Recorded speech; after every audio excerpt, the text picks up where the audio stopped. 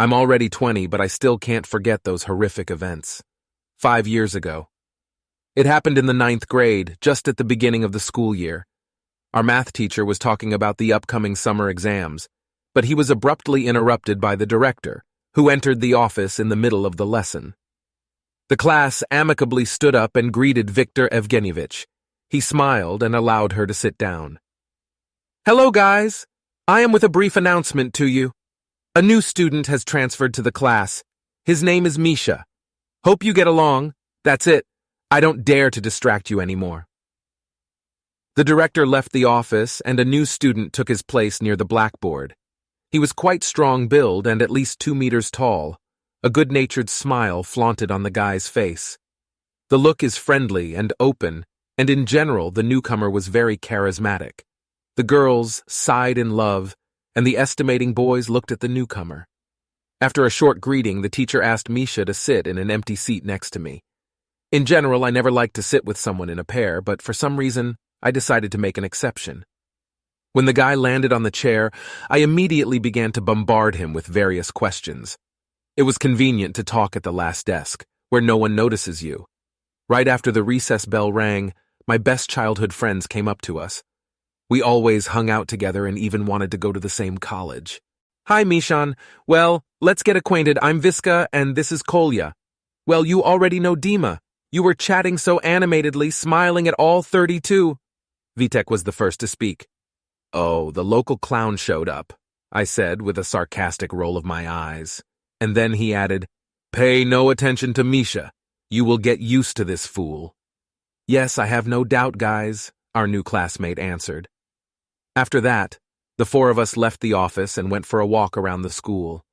Our company chatted so much throughout the break, and even during the remaining lessons, we whispered to each other, which is why my friends and I were periodically kicked out into the corridor. After the end of the school day, Misha decided to come with us.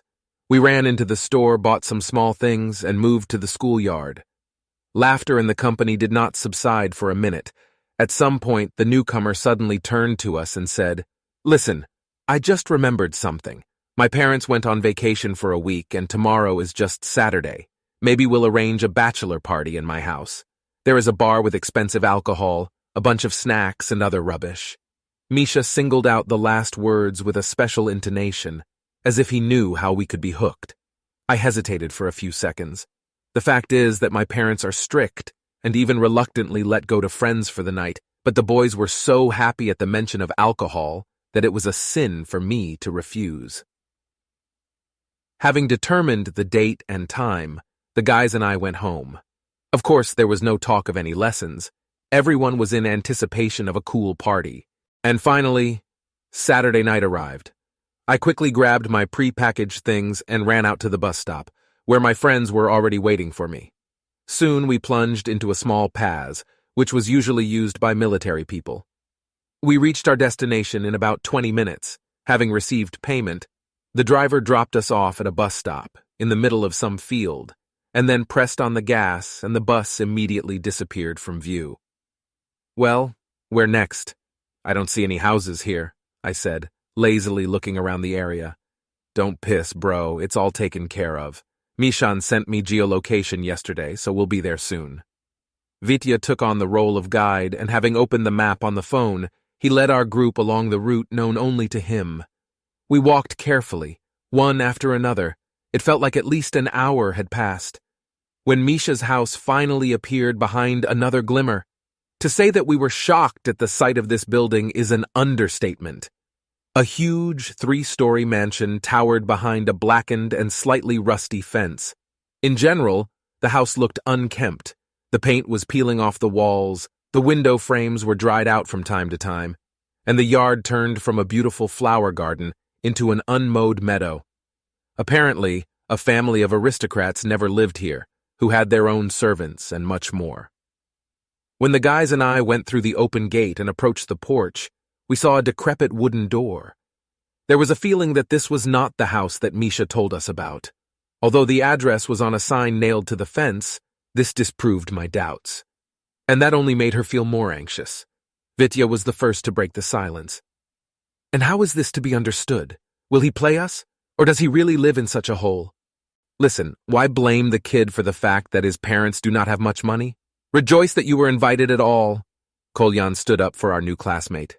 He was serious and slightly frowning, as he perfectly understood what poverty was. So, stop whining. Let's go in already. Finally, I climbed the stairs, went to the bell, and pressed it. After a characteristic signal, approaching steps were heard. After a few seconds, the door swung open with a creak. Misha stood on the threshold. He smiled cheerfully and held his hands behind his back. Welcome to the party, gentlemen. Go up to the second floor, go right, there will be my room, and for now I will bring alcohol and snacks. Having said this, the owner of the house left somewhere and we slowly went into the hallway. I was extremely surprised, but the inside of the mansion looked much better than the outside, as if the outside was just illusion. Following our classmate's instructions, the three of us went up to the second floor and turned right into his room. Fresh white colors and brand new furniture, I was pleasantly surprised. The tension immediately subsided, and a feeling of relaxation appeared. Everyone wanted to start having fun and relax as soon as possible. Soon, Misha entered the room with 3 dark brown bottles and 2 large packs of chips. We greeted him with joyful cries and began to pour alcohol, simultaneously turning on a column with music. The night has come unnoticed outside the window. By that time, everyone present was already tired of dancing, dispersed to different corners of the room, buried in their smartphones. I don't remember exactly how long we sat like this and monitored social networks, but in an instant, a loud click was heard, and the light suddenly went out in the whole house. From the unexpectedness of what happened, the guys even dropped their phones. I held mine in my hands and immediately turned on the flashlight to look around. Misha was nowhere to be found. The open door to his bedroom suggested a terrible thought that someone had kidnapped our classmate. I became scared as never before. The feeling of anxiety increased and my heart was pounding wildly, like after a cross-country race. Guys, what the hell is this? Where is Mika and why is there no light? It is expected that Kolya panicked, and Vitya, just like an older brother, immediately began to calm him down. Hey, what are you doing? Relax, it's a pure prank. Here, I suppose. Cameras are stuck everywhere, and the new one is now sitting somewhere and dying. My friend began to shine in the corners, as if trying to find evidence for his words. Look, I don't think this is a prank, I said in a serious voice, looking at the guys. Something is clearly wrong here. Let's go down to the first floor. If there is no one there, then we will slowly get out of here. By the way, I'm already tired of hanging around here anyway, and the booze is over, Vitek said with an idiotic smile, apparently not yet fully realizing what kind of shit our friendly company got into. Slowly moving forward, we took turns shouting, calling Misha, but there was silence in response. The mansion seemed to have become completely alien in an instant. Black walls surrounded me. Now nightmarish silhouettes seemed to me in every corner. Literally by touch, we made our way down the stairs and immediately froze in horror. In the hallway next to the front door stood something thin and very tall, a creature resembling a woman on long arms. This creature could see huge fingers with sharp claws. The eyes glowed in the dark like 2 twinkle and stared at us incessantly. From one sight of this monster, my whole body was paralyzed. Mentally, I regretted 1,000 times that I agreed to come to this damn house. Vitya was the first to come out, and with a trembling hand, pointed the flashlight right at the face of this creature. His eyes got even bigger. You could even see the blood streaks. As soon as the light fell on the monster, he roared and knocked over the cabinet, thereby blocking the passage to the street. Then, with broken movements, he disappeared into the darkness of the corridor. Since, in the middle of the night on the street, where there was not a single living soul, going out was tantamount to suicide. A bloodthirsty thing was rushing on the first floor. I ordered the guys to run back upstairs. Very soon, the 3 of us ran into some room that looked like a bedroom and locked the door behind us. Kolyan broke into a scream and continued to breathe heavily. This is fucked up! She ate Misha, and now she came for us. I don't want to! Vitya came up abruptly and slapped the back of the head. If you scream, it will find us. We just didn't have enough. The blow quickly brought Kolya to his senses, and then he calmed down a little. What are we going to do, guys? Maybe we'll call the cops or our parents eventually. We need to get out of here somehow, I said, looking at the boys. Yeah, of course. How are we going to call them if there is no connection here? Vitya showed crossed-out sticks in right corner of the smartphone. If only there was electricity, Wi-Fi would work, but now it's completely deaf. Like in a forest, damn it. Damn, you're right. I checked my phone and put it aside. Then you can try to get out into the street and call someone for help. Suddenly, someone is hanging around nearby. What are you driving? My friend looked at me like I was stupid. To the nearest settlement, 10 kilometers, if not more. We will either get lost in a dark forest or... Damn! I'm at least suggesting something, and all you do is... Suddenly, I heard a loud growl that instantly silenced me. At the same second, from the side of the stairs came a heavy approaching clatter, and we looked at each other and immediately broke into a crazy run. Thoughts in my head were mixed up, my heart ached from the pace and fear, my legs were burning, but I had to run without looking back because everyone wanted to live. I was in the lead and ended up first, on the 3rd floor. Suddenly he heard a heart-rending scream behind him. I had to turn around, but I wish I hadn't. Kolya lay on the flight of stairs leading to the last floor. On top of him sat the same demonic creature. With its bare hands, it tore off pieces of flesh, stuffing them into its mouth. A huge pool of blood soaked the wooden floorboards in the house. This creature was so busy with its feast that it forgot about our existence, and this played into our hands. I remembered the first meeting with the ugly, evil spirits and decided to shine a flashlight directly into her face. As soon as the light hit the monster, it began to growl and quickly retreat into the shadows. Burning eyes did not leave me for a minute. They read an animal. Hatred. Soon, the monster disappeared somewhere, dissolving in the darkness of the house. But I wasted no time grabbing the dumbfounded Vitya by the scruff of the neck and dragging him deep into the corridor. When we were relatively safe, my friend stopped and sat down on the floor, exhausted.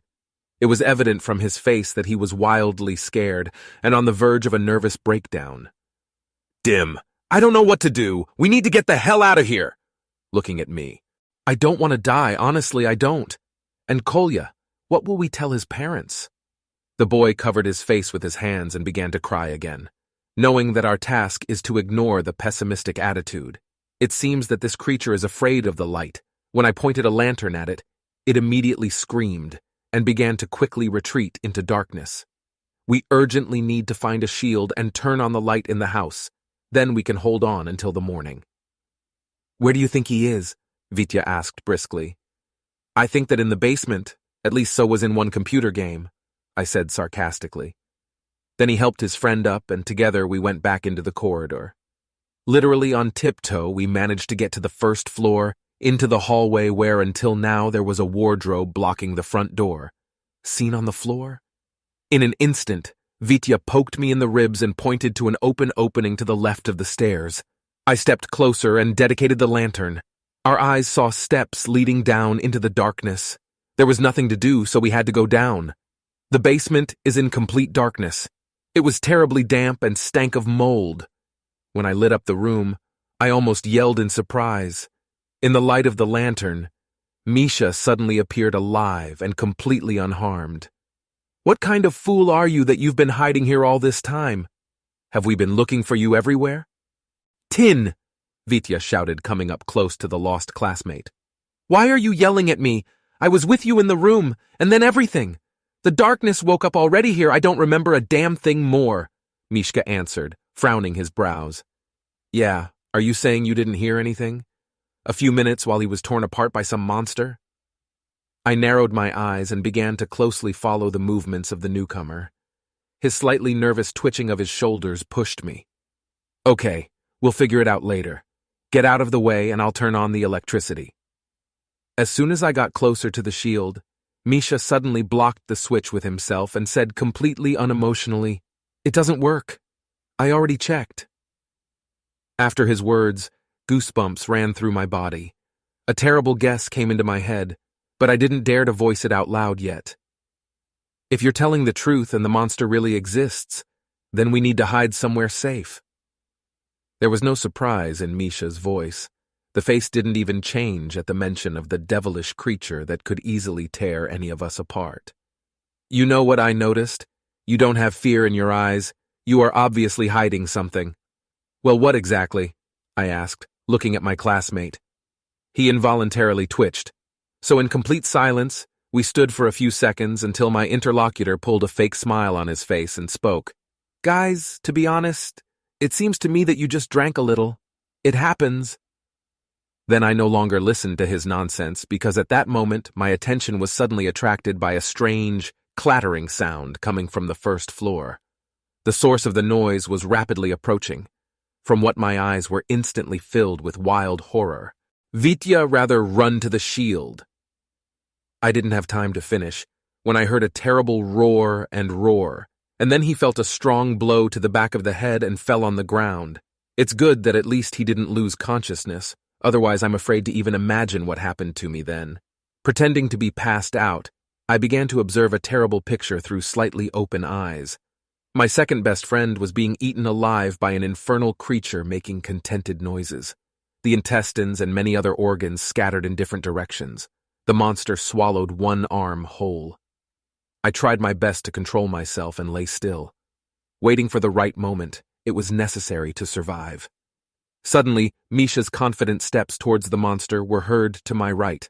My classmate, as if nothing had happened, came close to the predatory creature and then hugged her. He began stroking the demon on the head, kissing the face and saying, "Mommy dear, eat to your health. I'll do anything for you. Thank you for coming back to me." The creature broke away from its feast, extended hands to his son, hugging him and pressing him to his body. I decided to stop such a sickening display of love and stood up abruptly. As soon as I turned it on, all the lamps in the basement crackled from the unexpected supply of electricity and lit up at the same time. From such a bright flash, the creature immediately ignited, and the fire immediately engulfed two silhouettes standing in an embrace. The last thing I heard running out of the basement was the vile gnashing of bones and the desperate cries of mother and son. As a result, I still managed to get out of this hell, but at what cost did both of my best friends remain forever within the walls of this damned mansion? And I, the lively, cheerful guy of the soul of the company, turned into a closed paranoid. But at least I was able to survive, and thanks for that. Since then, 5 whole years have already passed, but I'm still upset that I took the guys'